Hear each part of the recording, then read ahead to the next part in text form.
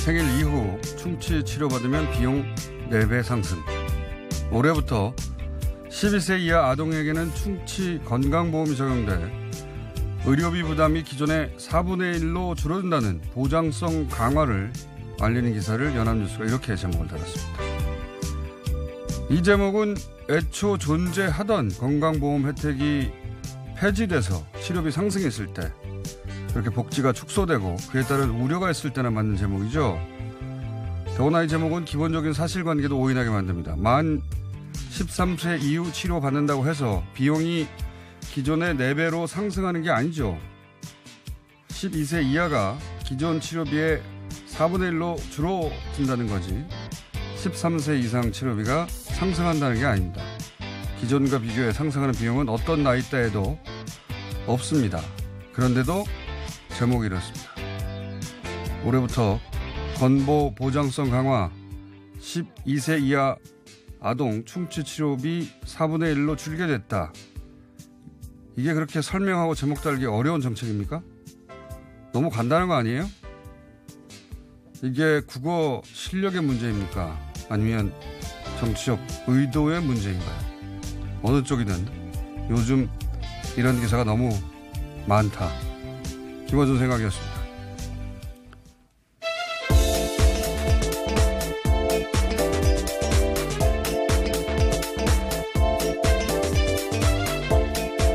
시사인의 김은지입니다. 네. 이 기사 보셨어요? 네, 봤는데요. 진짜 제목만 보고는 내용을 오인할 뻔했습니다. 당연하게 가격이 올라간다는 뜻인 줄 알았는데요. 보면 그렇지 않더라고요. 그러니까 이게 이렇게 제목을 달려면 4가지 경우일 수가 있어요. 제가 생각해 봤는데 하나는 이 제목처럼 13세 이상부터는 기존의 4배로 상승했다. 네, 그럼 정말 문제가 되는 뉴스인 거죠. 그런데 그 경우가 아니죠. 네. 두 번째는 사람들이 충치에 대한 보장성 강화 알고는 있는데 10대 이하로 알고 있다 이거죠. 그래서 그게 아니라 12세 이하만 된다라고 알려주는 경우. 그 경우도 아니죠. 세 번째는 그 보장성 강화를 알리는 것보다 13세 이하까지만 된다를 알리는 게 더 중요하다고 생각해서 이런 기사를 썼다. 실제 기사를 보면 건보 적용이 12세로 한정된다 이렇게 표현했거든요. 네. 근데 이 표현도 굉장히 이상해요. 이거는 건보 적용이 10대 전체가 다 되는데 12세로 축소된 상황이 아니거든요. 12세로 한정된 게 아니에요. 원래 없다가 아예 12세 이하 아동까지 범위를 늘린 겁니다. 보장성을 강화하고 복지가 확대된 거예요. 네, 그러니까 혜택이 늘어난다는 게 기사의 가장 핵심 요지입니다. 그리고 알려야 될 사실이기도 하고요. 근데 이 기사는 반대의 스탠스로 기사를 풀어가는 거죠. 12세 이하로 한정된다. 4배가 오는 방점이 굉장히 이상한 데 찍힌 것이고. 그나마 이 네 번째가 만약 다른 의도가 없다면 이건 국어 실력의 문제가 되는 건데 네 번째가 이제 정치적 의도가 있는 거 아니냐. 사람들이 워낙 이런 경우가 최근에 많다 보니까 의심하게 되는 거죠. 포털에서 제목만 읽고 지나가는 기사가 많거든요. 그런데 기사 내용 중에는 보장성 강화나 복지 확대나 치료비의 절감, 긍정적인 뉘앙스의 단어는 없어요. 아까도 말씀드렸듯이 12세 이하로 제한된다거나 이게 분명히 긍정적인 뉴스인데 보장성 강화, 복지 네, 확대. 정보성이기도 해서요. 그러니까 굉장히 네. 간결하게 중요한 사실들을 알려줄 필요가 있습니다. 그런데 그렇지 않고요. 기사 제목과 접근 방식이 독자에게 주는 효과는 이게 긍정적인 뉴스인데 효과는 정반대. 이렇게 내용 본질과 정반대의 접근 혹은 제목 이렇게 달리면 의도가 있다. 이렇게 생각할 수도 있는 거죠. 할 수도. 예. 왜냐하면 작년 한 해 동안 보수 경제지들이 이런 짓을 너무 많이 했기 때문에 예. 이런 이상한 제목, 이상한 접근, 이상한 주장 혹은 또 본격적인 가짜뉴스 바로잡는 코너를 뉴스공장에서 준비 중입니다. 네, 벌써 뉴스의 댓글들이요. 제목이 사실들을 오인하게 만든다는 지적들이 꽤 있습니다. 이건 뭐 누구나 예. 읽기만 하면 이게 왜 이렇게 제목이 달렸는지 원래 이 등이 4배 상승이 아닌데 4배 상승하는 치료비는 없어요. 어떤 나이대에도. 네, 그 자체가 뉴스죠. 만약 그렇게 된다면요. 그럼 그게 예. 뉴스죠. 예. 예.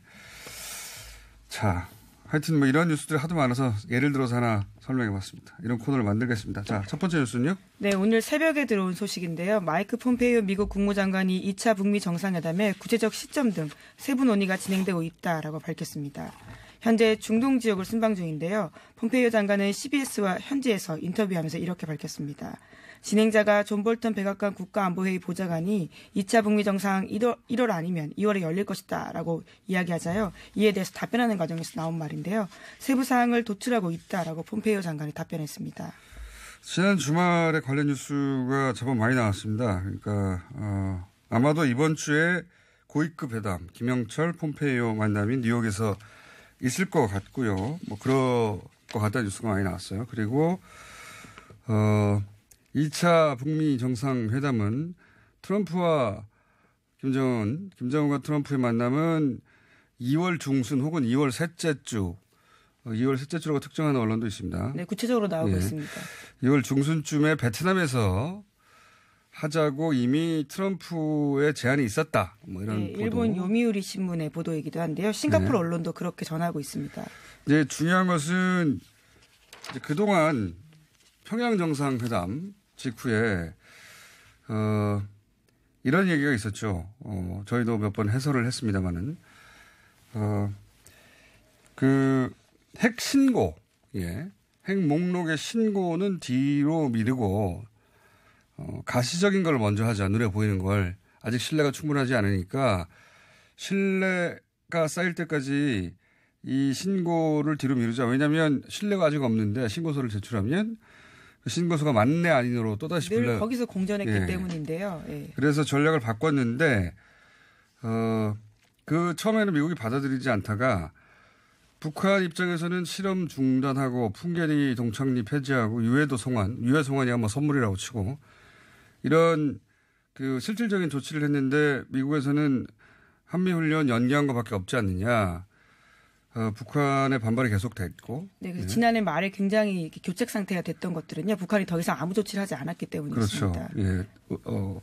대화도 응하지 않고. 그러자 미국이 태도를 바꿨죠. 태도를 바꿔서 핵 신고는 나중에 해도 된다는 메시지도 나오고 그리고 이번에 새로 나온 메시지는 개성공단 같은 테이블에 올라올 수 있지 않겠는가. 네, 일종의 스몰딜 카드로 부상하고 있다라고요. 오늘 아침 한국일보가 보도하고 있는데요. 조셉 윤 전 미 국무부 대북 특별대표도 이와 같은 이야기를 하고 있다라고 합니다.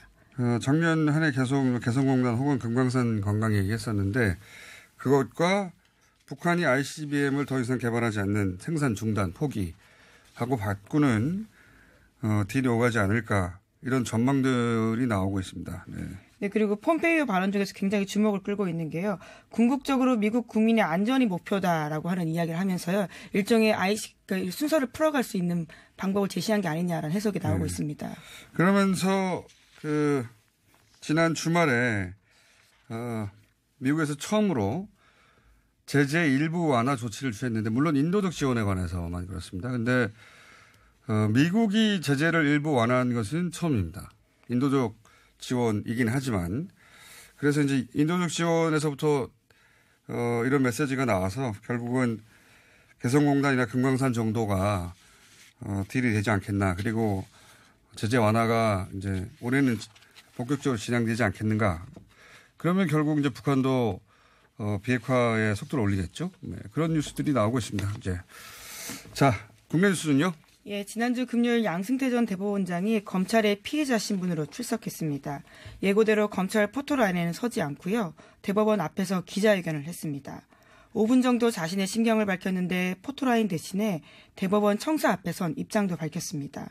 전 인생을 법원에서 근무한 사람으로서 수사 과정에서 법원을 한번 들렀다 가고 싶은 마음이 있었다라고 했는데요. 뿐만 아니라 조사 과정에서 구체적인 사실관계를 기억나는 대로 답변하겠다라고 말했지만 14시간가량 조사받으면서 양 전 대법원장은 대부분 기억 안 난다, 몰랐다라고 대답했다고 합니다. 아마 전 직장이죠. 전 직장. 굳이 사실 포토라인에 쓰지 않고 전 직장 앞에서 이런 걸 하는 사람은 이 사람이 처음입니다.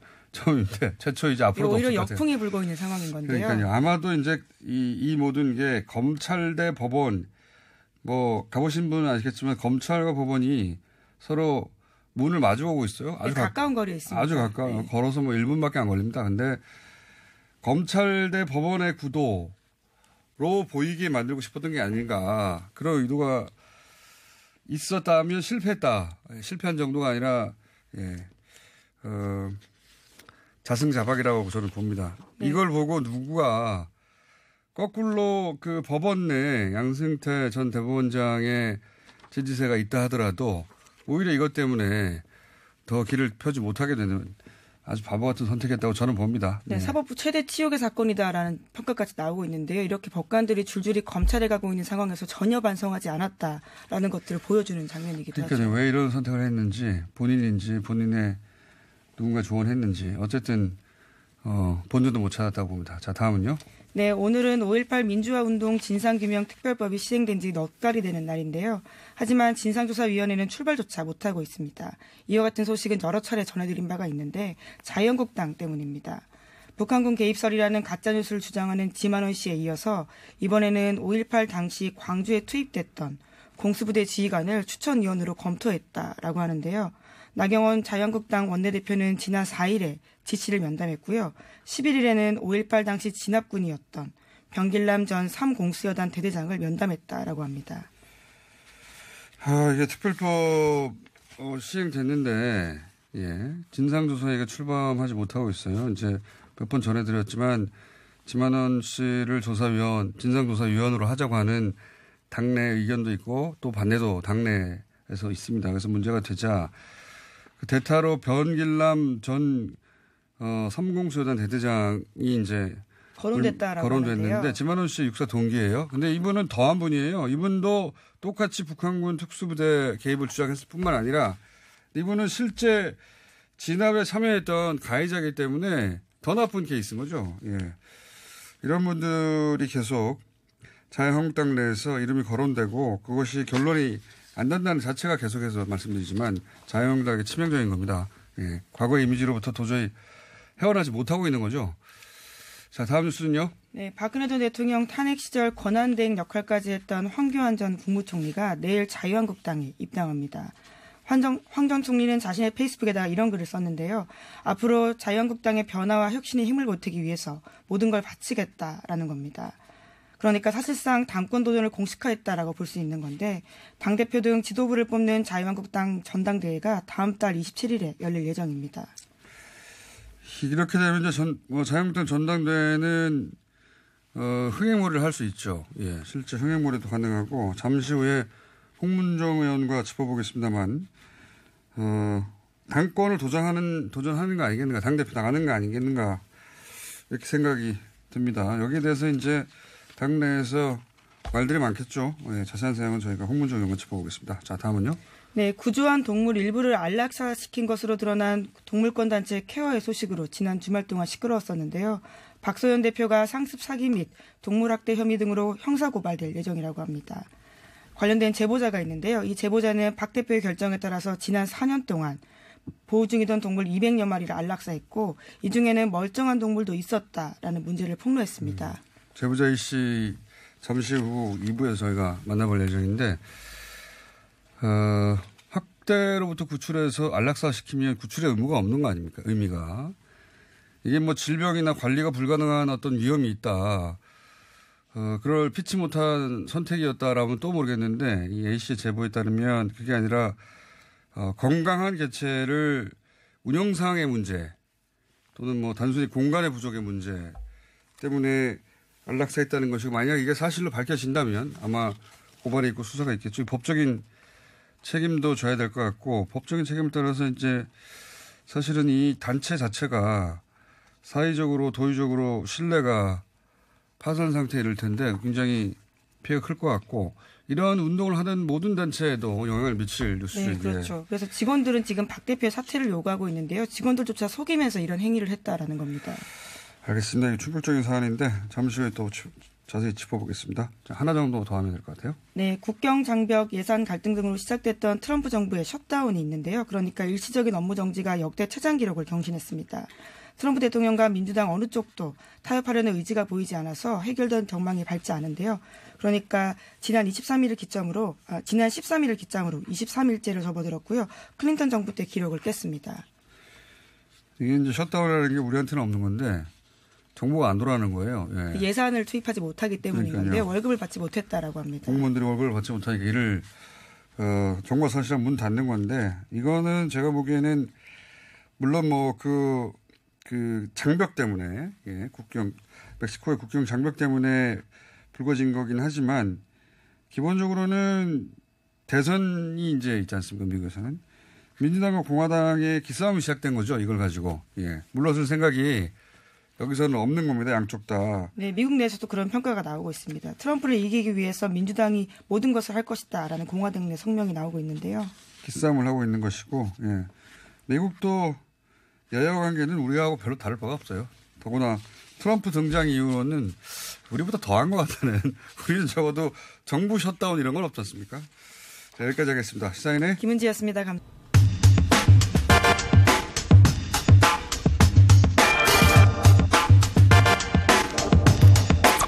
보수 진영의 대선 후보군 중에 각종 여론조사의 1위를 기록하고 있는 황교안 전 총리가 15일, 그러니까 내일입니다. 한국당 입당 예정입니다. 과연 전당대회 출마까지 이어질지 자유한국당 홍문정 의원 이야기 나누고 있습니다. 안녕하세요, 의원님. 예, 안녕하세요. 네, 스튜디오 나오신다고 해놓고 계속 안 나오시네요. 예. 다음에 꼭 나와주시고요. 예, 뵙고 싶어요. 자, 황교안 전 총리가 네네. 화요일 입당한다고 보도는 됐는데 이게 입당까지만 하는 건가요? 아니면 당대표 후보로도 출마를 하시는 건가요? 글쎄요, 뭐 제가 생각하기에는 당대표 출마할 수밖에 없겠죠. 만약에 그냥 입당에 그친다면 뭐 굳이 지금 입당하실 이유가 있겠습니까?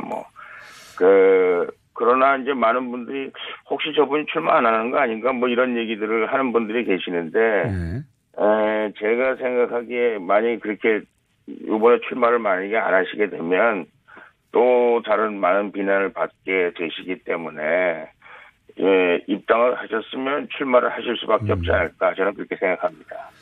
잘 모르시는 척 하시는데 다 알고 계신 거 아닙니까, 의원님? 전혀 모릅니다. 그래요? 이게 이제 입당도 큰 결정이고 출마도 큰 결정이라 당연히 이제 조율하고 조언하고 의논하고 하는 사람들이 있었을 텐데 의원님도 그분의 한 중 아니십니까? 네, 많은 분들이 저를 그렇게 의심하고 있어요. 그리고 제가 이제 그분이 총리할 때 이제 여러 번 뵙고 또 대통령 서리할 때도 뵙고 정치권에서 모르는 사람은 아니죠. 서로 잘 아는 아주 가까운 사람이라고 할 수는 없습니다만 저하고 이 문제에 대해서 상의한 적도 없고 그래요? 또 제가 그 문제에 대해서 코멘트한 적도 없고 텔레비전이나 이런 데 가서 제가 좀 입당 시기가 좀 늦어진 거 아니냐 이런 우려의 말씀을 드린 적은 있습니다만 개인적으로 말씀을 나눈 적이 없습니다. 그러니까 뒤에서 조율하고 조언한 거 아니다 이런 말씀이시네요. 예. 네, 전혀 아닙니다. 그렇게들 많이 알고 있지만 난 결백하다. 네, 전혀 아닙니다. 네. 알겠습니다. 근데 말씀하신 대로 이 시점에 입당만 할 거라면 굳이 전당대회 직전인 이 시점에 할 필요가 없겠죠. 아마 그래서. 네, 그럴 것 같습니다. 예. 혹시 입당하고 다른 후보를 밀어주는 시나리오 이런 것도 아니겠죠? 글쎄요. 그분이 밖에서 듣기는 이제 대통령이 된 그 대권의 욕심이 많이 있으시다고 그렇게 말씀하시는데요. 그렇다면 굉장히 큰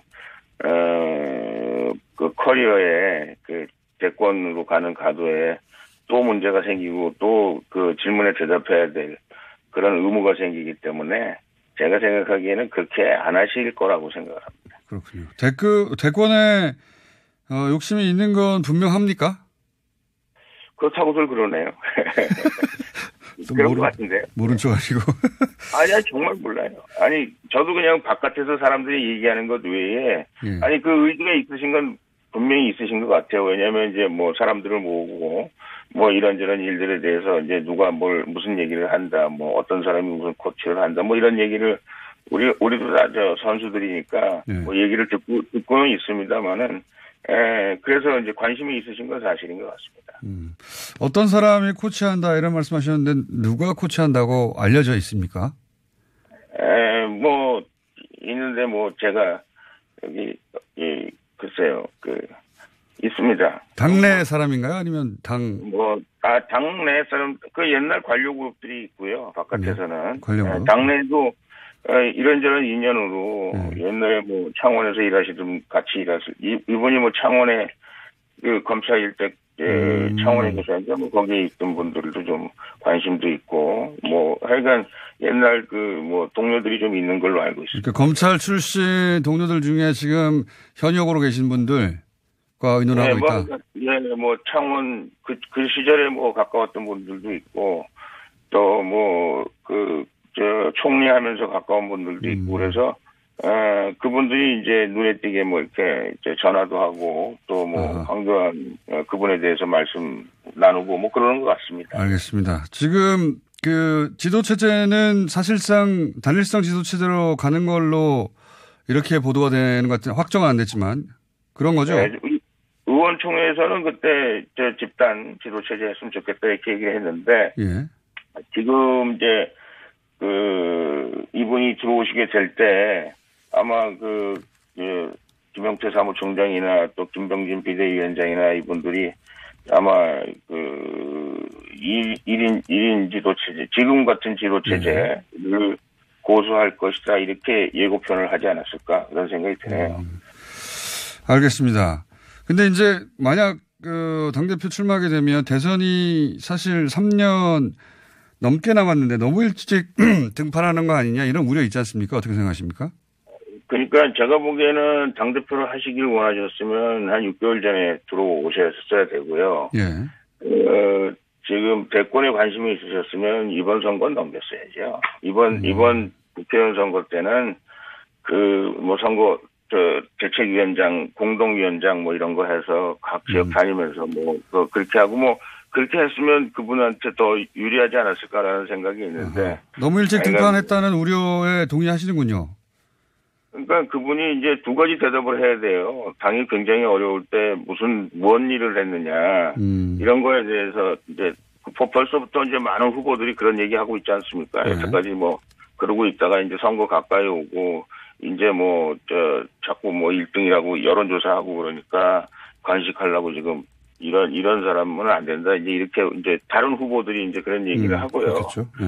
예, 두 번째는 이제 우리 당의 지금 후보들 가운데 오세훈부터 김진태까지 있지 않습니까? 두 스펙트럼으로 나누면 그런데 이제 양 진영에서 전부 우리 편이 아니라고 얘기할 겁니다.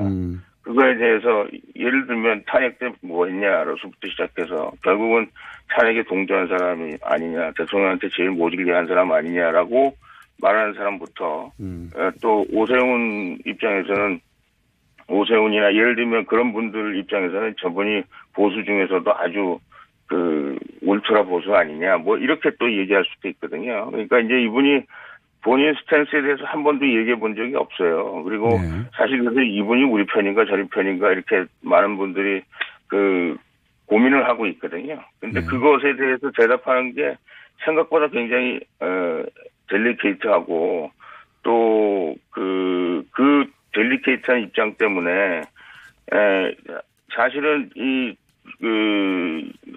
당대표 선거라는 게 개파싸움을 하면 안 되지만 그래도 어느 쪽에서 적극적으로 밀어주는 사람들이 있어야 되거든요. 개파까지는 아니지만 하여간 어떤 사람들이 적극적으로 밀어주냐. 근데 양쪽 진영으로부터 적극적으로 이 사람이 우리 편이다. 우리가 도와줘야 될 사람이다라고 얘기하기에 여러 가지로 석연치 않고 또 본인이 대답해야 될 일들이 많기 때문에 제가 보기에는 이제 서로 밀어제끼려고 그럴 거예요.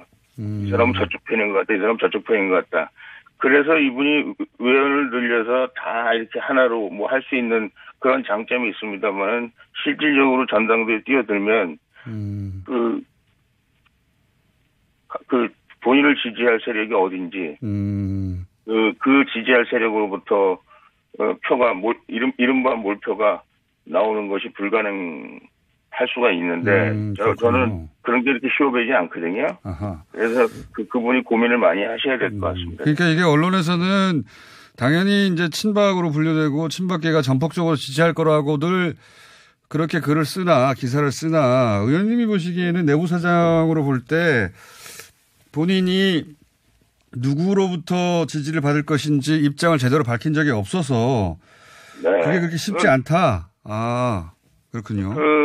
예를 들면 우리 밖에 있는 태극기 세력을 끌어안지 않고 우리 보수가 될 수가 없잖아요. 그리고 이제 이른바 바른정당을 끌어안지 않고 이걸 다 끌어안아야 된다 이렇게 얘기할 거 아니겠습니까? 그렇죠. 예. 그러나 나는 내가 실제로 서 있었던 데는 여기지만 예를 들면 내가 바른당하고 가까웠었지만 나는 태극기도 끌어안겠다 이렇게 얘기하든지 아니면 내가 그 태극기가 가까운 사람이었지만 결국은 우리가 여기 바른당 이런 분들도 우리가 끼안겠다 이렇게 얘기가 돼야 되지 않겠어요?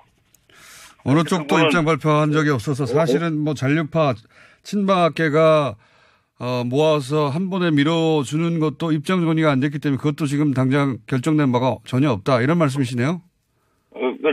제가 모르니까 모르는 거죠. 그렇죠. 의원님이 모르시면 모르는 거죠. 아 그렇군요. 이게 언론이 앞서가는 보도를 많이 한 거군요. 그래서 상당히 제가 보기에는 그분이 좀 실질적으로 들어오기 전에 뭐 이렇게 저렇게 대리미질을 좀 잘 해가지고 이렇게 저렇게 좀 당내 분위기를 그리고 본인이 그 후보로서 해야 될 일들 뭐 이런 것들을 뭐 정치가 그냥 누구나 할 수 있는 거지만 그래도 이게 일종의 프로페셔널이거든요. 그런 일들에 대해서 너무 소홀하신 거 아닌가라는 그런 걱정이 있습니다. 예. 알겠습니다. 오늘은 여기까지 하고요. 혹시 뭐 말씀하신 입장 정리가 내일 있을지도 모르니까 다시 한번 연결하겠습니다. 네, 고맙습니다. 제가 한번 나갈게요. 네, 그때는 스튜디오에서 뵙겠습니다. 감사합니다. 네. 지금까지 자유한국당 홍문정 의원이었습니다.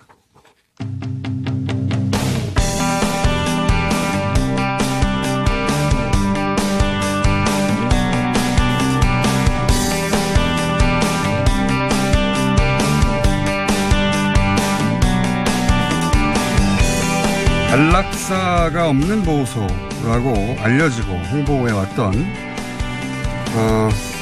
유명한 동물보호단체입니다. 케어. 예. 여기서 실제로는 지난 4년간 200여 마리 이상의 개가 안락사됐다. 이런 보도가 있었죠. 이 사실을 폭로한 케어의 전 동물관리국장님 그리고 셜록, 또 나오셨네요. 박상규 기자님 나오셨습니다. 안녕하십니까. 안녕하세요. 셜록 연속으로 큰 보도입니다. 자, 미디어에 이어서. 우선 케어를 아는 분들도 있겠지만 모르는 분들을 위해서 간단하게 소개해 주십시오. 케어는 2002년도 동물사랑 실천협회에서 잠깐만요. 시작이 됐고요. 임희진 관리국장님 안녕하십니까. 안녕하세요. 인사를 안 해가지고. 네. 자, 소개해 주십시오, 먼저. 케어는 2002년도 동물사랑 실천협회에서 시작이 됐고요. 주로 동물 구조활동, 대규모 구조활동을 통해서 좀 대중들에게 지지와 인기를 얻었습니다. 2017년도 기준으로 후원금 규모는 거의 20억 원 정도에 이르는. 20억이라는 게 기준이 1년이요? 뭐 1년 단위로 봤을 때요. 1년 그렇습니다. 20억이면 회원이 한 1만 한 5천 명 정도 거의 3천 명. 국장님, 이 회원이 그 정도의 1년에 20억 정도면 지금 있는 소위 이런 동물보호단체 중에 규모가 몇 위 정도 되는 겁니까? 예산적으로 봤을 때는 한 3위 정도 됩니다. 예산으로는 3위 정도 된다. 네. 굉장히 큰 것이군요. 그렇습니다. 20억 크죠. 예. 자, 보통 보도에는 익명 보도가 됐지만 직접 나오셨으니까 그냥 제가 실명으로 보도해도 되겠죠. 이게 더. 이미 얘기했습니다. 얘기했어요? 네. 이거 실명이 나오면 곤란합니까? 모르시는 분들이 제 주위 분들이 이게 동물 쪽에 계신 분들 말고 저희 뭐 친척들이나 가족들은 잘 모를 수도 있다. 그렇죠. 어떡하죠? 동창들. 이미 늦었는데 제가 그걸 모르고 그냥 이름을 말씀드렸는데 자, 이 업계에 계신 분들은 이미 알고 있고요. 당연히. 네. 알겠습니다. 우선 제보를 해야 되겠다고 이게 꽤 오래된 이야기거든요. 보니까.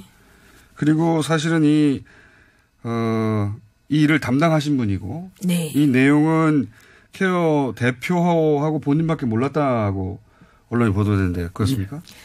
아니요, 그 주위 분들은 운영진 쪽에서 극소수만 채팅방이 있어요. 채팅방? 근데 이제 두 분은 퇴사를 하셨고, 나머지 한 분은 알고 계시는 분인데 나머지 직원들 동물 그 입양센터라든지 사무부에서 일하시는 직원들은 전혀 모르는 상태였습니다. 그러니까 현재 기준으로는 총 3명만 알고 있었던 거네요. 대표하고 국장님하고 직원 한 분. 네. 3명만. 나머지 직원들은 전혀 모르고. 전혀 모를 수밖에 없는 또 시스템이었어요. 시스템상. 네. 업무가 다르기 때문에. 업무도 다르고 보호소도 워낙 여러 군데였기 때문에. 네. 그러면 이게 이제 이 일을 처음에는 이렇게 크지 않았을 것 같고, 그죠? 네. 어쩔 수 없는 사정이 있을 수도 있었을 것 같은데 이게 누적되면서 본인이 했던 일이기 때문에 본인도 잘못을 인정해야 되고 네. 이게 굉장히 곤란한 제보하기 힘든 일이잖아요. 어느 순간에 제보를 결정하신 겁니까? 제가 처음에는 저도 안락사는 필요악이라고 당연히 생각을 하고요. 사실 전 세계 보호소가 안락사가 있긴 있습니다. 예. 네. 그렇죠? 그렇게 생각을 하고 저도 이제 워낙 저희 한국 상황상 구조될 동물들이 많기 때문에 네, 감당이 안 되죠. 예. 그렇게 생각을 했는데 들어오고 나서부터 이제 보호소 쪽에 이제 뭐 여러 가지 문제들이 이전해야 되고 이러한 문제들이 있는 상황에서 문제. 예, 그리고 공간도 없고 그리고 이제 시설 확충이나 이런 부분들이 잘 되지 않고 있는 형편에서 갑자기 이제 논의되지 않는 또 직원들이 반대하는 대형 구조가 이루어지기 시작을 했어요. 대형 구조라는 건 숫자가 감당할 수 없는 숫자를 구조하기 시작했다. 그 현재 있는 동물들도 지금 보호하는 환경이 열악한 상황인데 이제 그 대형 구조에 대한 뭐 40마리가 넘는 동물들 그리고 그 이후에 또 이어진 200마리 동물들 그것만 이루어진 게 아니고 중간중간에 계속 구조가 이루어지고 계속적으로 이루어지고 있는 상태였고요. 가장 이제 폭발적으로 일어난 거는 그 남양주 개농장에 대한 그 200마리가 넘는 개가 협회로 들어와야 될 상황인데 구조를 계획하기에 앞서 보호 공간은 마련을 해야 되는 건 기본이라고 그렇죠. 생각을 하고요. 보호할 수 없으면 구조도 못 하는 건데. 네. 근데 대표분이랑 근데 논의는 저는 되지도 않았고 저랑은 동물 관리를 하는 상황인데 그 국장인 입장인데 그리고 그 내부에서 사무분들도 반발이 많았던 걸로 봐요. 이거는 구조도 중요하지만 기존에 있는 동물들도 많은 피해를 입을 수 있고 그리고 관리가 안 되는데. 네. 그런 상황에서 구조를 감행한다는 거는 기존의 개들도 결국은 자리를 비켜줄 수밖에 없는 상황이 항상 그런 게 반복이 됐는데 규모가 커지면서 그거는 이제 갖다 놓고 나면 그 뒤처리는 또 저 혼자 해야 되는 입장이고. 그게 계속 반복됐다. 네. 어느 순간 이렇게는 안 되겠다고 생각하신 거군요. 네네. 그래서 이거는 특별한 사건이 있었다기보다는 누적돼 왔던 거군요. 누적돼 왔고 그리고 이제 기존에 있던 보호소들 그 기존에 있는 보호소들도 위탁처까지 4군데가 있었는데 그 기존의 애들에 대한 뭐 시설이라든지 여러 가지 그리고 처우 문제라든지 이런 거에 대한 그 대책도 없었고요. 예, 그렇기 때문에 이거는 도저히 안 되겠다. 이렇게 계속할 수는 없다. 네. 이게 그러면 기자님? 예. 그래서 나오셨으니까 제가 보니까 그 국장님하고 괜히 될 거를 괜히 불렀습니다. 그러게 말입니다.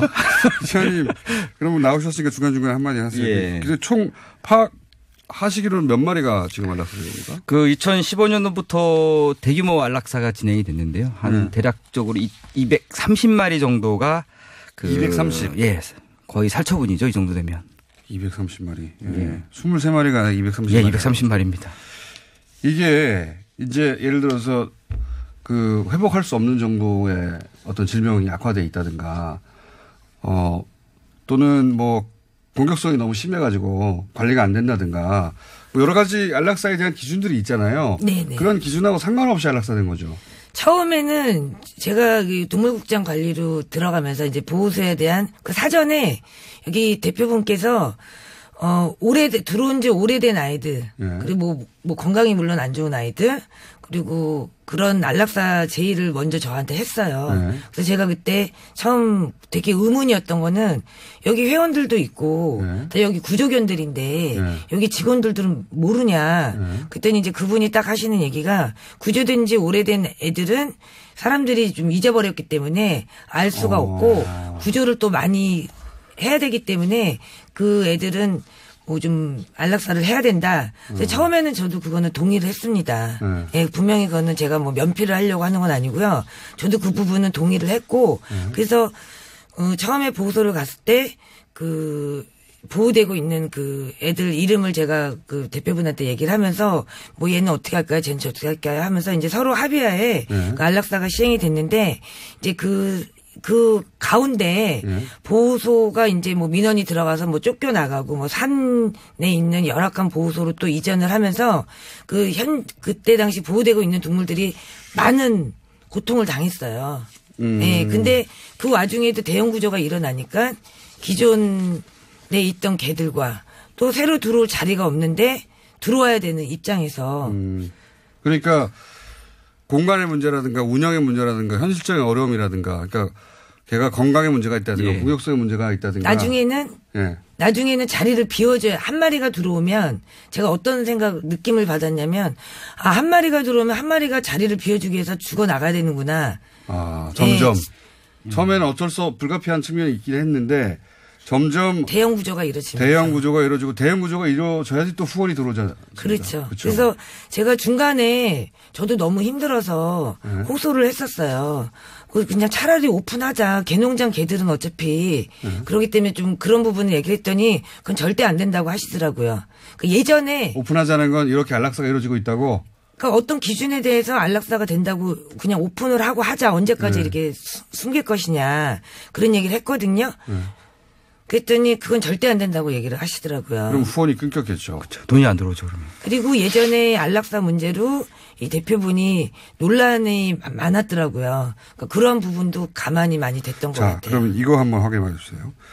이렇게 보도가 있자 소수 안락사는 불가피하고 공격성, 전염병, 회복 불능 상태, 적응 불가 등의 안락사 기준이 있었고 회의 참여자 전원 동의를 얻어서 진행했다. 이런 내용으로 입장을 발표했는데 이건 사실입니까? 그거는 그 회의를 거쳤다는 거는 그건 사실이 아니고요. 사실이 아니다. 예.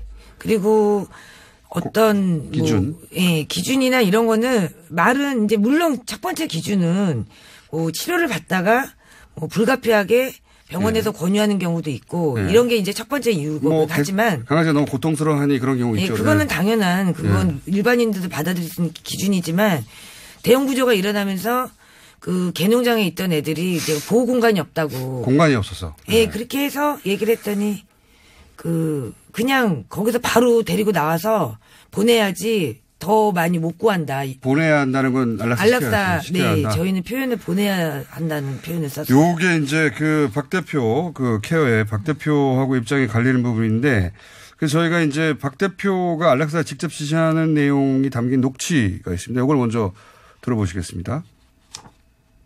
아니 회계팀에서 아마 이번 달 지난달 해가지고 수료비가 폭탄이 아마 나올 거다 이래가지고 그거예요. 애들 큰 애가 VIP 그래서 우리가 좀 웬만한 애들은 좀 보내고 그리고 개농장에서 데려온 애들도 사실은 그냥 제 생각에는 데려오는 이유가 거기서 죽느니 그냥 안락사 시키자고 데려오는 거라 뭐 막 아프고 이러면 다 데리고 있을 필요 없다고 뭐 입양인의 애들이 뭐 아파서 죽었다니 뭐 이런 식으로 해가지고 조금 가는 걸로 해야죠 뭐. 이게 꼭 아픈 거 아닌데 입양시킨 게 아닌데 아파서 죽었다고 하고 입양시켜서 없어진 거라고 하고 이렇게 거짓말 하자고 하는 거죠. 네. 실제로 거짓말이 진행이 됐습니다. 그래요? 예. 직원들이나 후원하는 회원들에게는 왜 없냐고 그러면 입양 보냈다 혹은 아파서 죽었다 이렇게 해명했던 거예요? 그동안? 네네. 이게 4년 동안? 네. 이야, 취재를 해보신 결과 이런 것만 있습니까? 제가 얼핏 보도로 보기에는 식용으로 보내줬다. 그거는 아닙니다. 그건 아니에요, 사실이? 네, 그거는 절대 아닙니다. 개 식용업자, 그러니까 개농장을 했던 사람이 현재 지금 케어에서 운영하고 있는 동물보호소의 관리인으로 계십니다. 근데 그래요? 예, 개농장 했던 분이 관리인으로 계시고. 그렇다고 해서 과거에 부신탕에 고기를 납품했다고 해서 지금도 그러려는 보험은 없잖아요. 제가 한번 현장에 취재 간 적이 있었는데요. 그 동네 사람들은 개를 판다. 그렇게 알고 있더라. 그렇게 저한테 얘기를 하고 저보고 취재를 갔더니 어떻게 오셨냐고 물어보더라고요. 그래서 제가 여기 뭐 사실대로 말을 하지 않았죠. 어쨌든 거기 좀 현장 좀 찾아가 보려고 했더니 개사로 오셨냐고 그런 식으로 물어보더라고요. 이거는 혹시 관리국장님도 모르시는 거 아니에요? 아니요. 그분 그 부분에 대한 거는 저도 많이 반대를 했죠. 왜냐하면 이제 뭐 60마리를 처음에 매입을 했다고 얘기를 하시더라고요. 예. 그래서 그러니까 그 관리인으로 과거에 그 개 도축해서 개고기를 납품하던 그 관리인 그분한테 개를 팔았다? 아니요. 그분이 원래 데리고 있던 60마리를 그 비용을 주고 개를 다 매입을 하고. 개를 구출한 거죠, 매입해서. 네. 근데 이제 그 자리에 사실은 개를 두고서 뭐 전업화 시킨다. 그러니까 전업을 시키겠다고. 네. 근데 이제 저는 그거는 얘기를 했던 게 그 사람이 인간성이 나쁘고 그런 걸 떠나서 그렇죠. 예, 그 개념 자체가 저희는 동물보호 단체고 관리인을 그 개농장 사장한테 맡긴다는 거는 저는 반대를 끝까지 했어요. 예. 근데 제 말은 그게 문제가 아니라 그분이 생각이 바꿀 수도 있는 건데 실제 그 여전히 하던 일을 일부 몰래 했느냐 이게 그거는 저는 잘 모르겠습니다. 근데 마을 사람들은 어쨌든 좀 이거 밝혀야 될 내용이네요. 예, 마을 사람들은 개가 어쨌든 개업자들이 종종 온다라고 증언을 좀 했고. 개업자들이 그건 혹시 관리국장님이 안락사밖에 모르듯이 그러니까 안락사를 관리국장님밖에 모르듯이 혹시 그 소장님밖에 모르는 거 아닌가요 혹시? 그러니까 그 동물보호소에서는 이 정도 되면 그 안락사 차원이 아닌데요. 예, 홍성보호사가 마을이랑 가깝거든요. 그 마을 가면 동네 사람들이 처음 묻는 게 개사로 오셨냐. 저쪽 가면 개를 판다라고 이야기를 했었고. 보호소에서 케어 보호소에서. 동네 사람들은 보호소라고 생각하지 않더라고요. 그냥 개 많이 키우는 데가 있다라고 잘 알고 있고. 최근에도 개를 샀다고 합니까? 최근 뭐 동네 사람들 최근으로까지는 그렇게 시기는 특정하지 않았고. 처음 들어본 얘기예요? 네, 그거는 저도. 근데 어쨌든 개 파는 것을 떠나서 여부를 떠나서 거기가 아직도 거기서 강아지가 태어나고 있고 원래 태어나면 안 되거든요. 잘 관리해야 되는데 강아지가 너무나 많아요. 그리고 그 소장님이 전업을 한 게 아니라 여전히 전업을 해서 개를 관리하는 게 아니라 개를 사고 파는 거를 그 소장님 몰래 할 수도 있지 않습니까? 몰래. 그 가능성은 있죠. 그 가능성은 있죠. 케어하고 상관없이 소장님이 몰래 할 수도 있는 거 아닙니까? 어쨌든 지금 케어의 소장님으로 계신 분이 있는데 그분이 여전히 과거처럼 개 장사를 하고 있다는 마을 주민들의 이야기는 있다. 예, 그게 있습니다. 그 도치돼 봐야 될 내용이네요. 이야. 어쨌든 강아지가 많이 태어나고 있고 그리고 좀 개농장처럼 이렇게 뜬장 같은 게 좀 있어요. 이렇게 허공에 떠 있는 철조망 있지 않습니까? 아이들 갇혀 있는 그런 게 좀 있습니다. 한 가지만 더요. 야, 이거 충격적인 내용인데. 카톡으로 주로 이 대화를 나누셨죠. 네. 예. 그 카톡을 들킬까봐 우려하는 녹취가 하나 있습니다. 대표에. 저희 녹취가 여러 개 있는데 그 중에 하나만 더 들려드릴게요. 카톡을 누가 봤을까봐 떨려하는 내용이 있습니다. 그러면 이제 폐기물 양을 봤더니 작년 한 해에 좀 많긴 많더라고요. 작년에 혹시 밖에 없죠. 우리 부장님 저 말고는 우리끼리 나누는 카톡 누가 볼 가능성이 없죠. 없죠. 그러니까 본인도 잘못하는 걸 알고 있었던 거죠. 확실하게. 이 매스컴에서 계속 연락이 가니까. 자, 5초밖에 안 남았어요, 시간이. 저희가 원래 여기서 끝인데 5분만 더 하고 가시죠. 3부에서. 예. 3부에 다시 뵙겠습니다.